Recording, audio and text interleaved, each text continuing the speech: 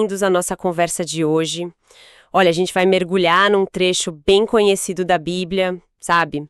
Lá de Filipenses, capítulo 4, verso 12. Aham. É aquela parte famosa onde Paulo diz que aprendeu a viver contente em toda e qualquer situação, né? Tendo muito, passando necessidade, enfim. Sim, super conhecida essa passagem. Pois é.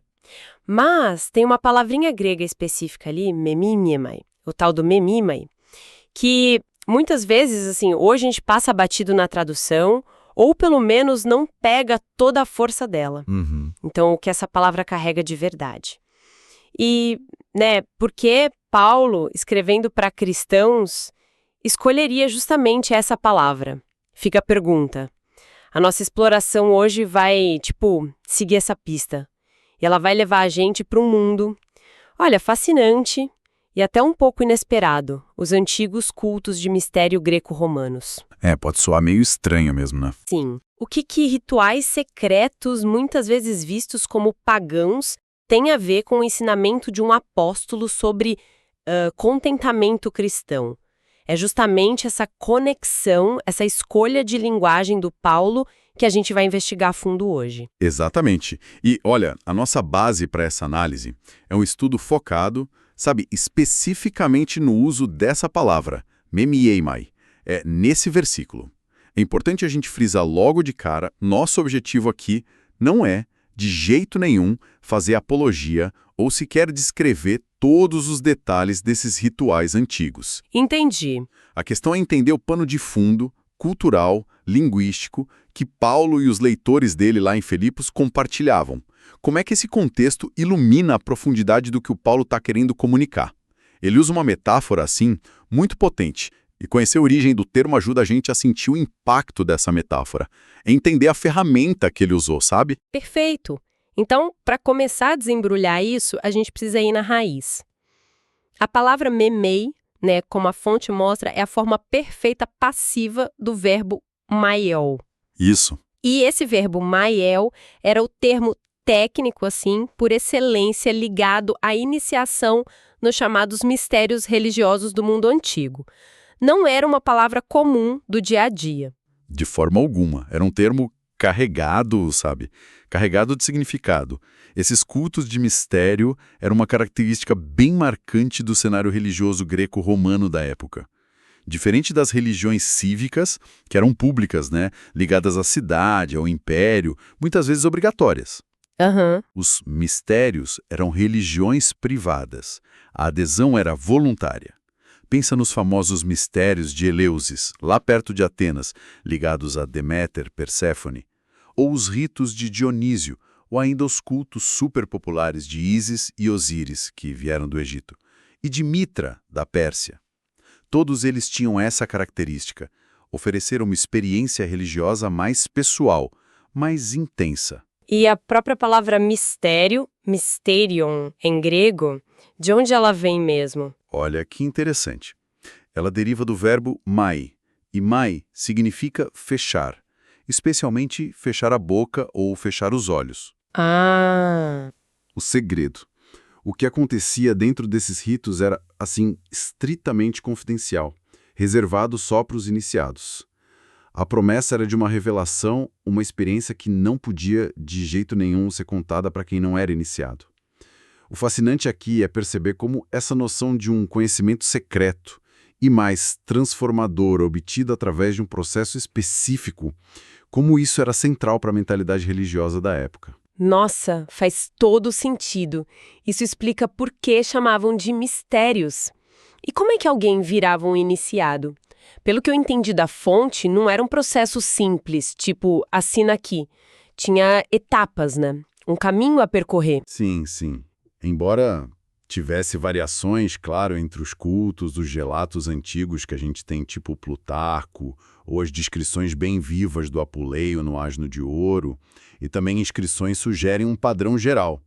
O processo de iniciação, que eles chamavam de mistagogia, né, a condução ao mistério, era super bem estruturado. Uhum. Começava geralmente com atos de purificação, preparação. Isso podia incluir banhos rituais, períodos de abstinência, comida, sexo, jejuns, às vezes até tipo uma confissão de faltas passadas. Era uma forma de limpar o candidato, sabe? Torná-lo apto para se aproximar do sagrado. Uma preparação séria mesmo. E depois dessa fase de purificação, o que vinha? Aí vem um momento crucial, a entrada no rito propriamente dito. E um elemento quase universal era o juramento solene de silêncio. O aspirante, chamado mistes, que é literalmente aquele que está sendo iniciado, prometia, sob penas severas, às vezes até divina, não revelar absolutamente nada do que ele visse ou ouvisse ali. Nossa! Esse juramento era fundamental para preservar o caráter secreto exclusivo do culto. Ao fazer o juramento, ele ou ela, cruzavam um limiar, entende? Entendi. E então, o que acontecia depois desse juramento? Imagino que fosse o ponto alto, né? A grande revelação. Sem dúvida. Era a epopteia, a visão ou a revelação central do mistério. Agora, o conteúdo exato variava muito. Podia ser encenação dramática de mitos do culto, tipo a história do sofrimento da Deméter buscando a Perséfone em Eleusis, ou a paixão e ressurreição de Osíris no culto de Ísis.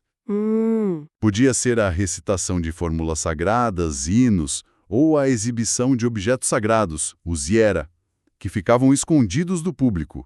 Os relatos falam de experiências, muito intensas, com luz e escuridão, sons, talvez até substâncias psicoativas em alguns casos. Mas isso é debatido. Entendi. O ponto-chave é que não era só ouvir sobre os deuses, era experimentar a presença deles, ver algo divino, fundamental. A crença era que essa experiência direta dava benefícios especiais, proteção divina, uma vida mais plena e, muitas vezes, uma esperança mais concreta de um destino melhor depois da morte. Uau! Uma experiência multissensorial, né? E profundamente impactante, pelo visto. E depois dessa revelação toda, o processo acabava ali? Geralmente tinha um momento de conclusão, de integração. Muitas vezes incluía uma refeição comunitária entre os iniciados, sabe? Para simbolizar a nova comunhão, o pertencimento àquele grupo. O iniciado saía da experiência não só com um conhecimento secreto, mas com um novo status espiritual, social, dentro daquela comunidade. Ele ou ela era agora um epoptés, aquele que viu, em alguns sistemas, ou simplesmente um membro pleno.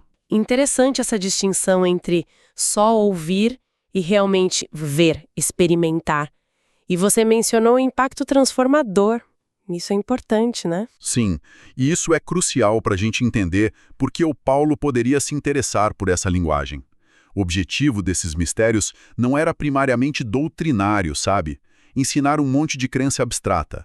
Era proporcionar uma pathos, uma experiência vivida emocionalmente carregada, que mudasse a percepção do iniciado sobre si mesmo, sobre o cosmo, sobre o divino.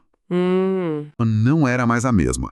Ela sabia algo profundo que os outros não sabiam, e esse saber vinha de uma experiência marcante. Ok.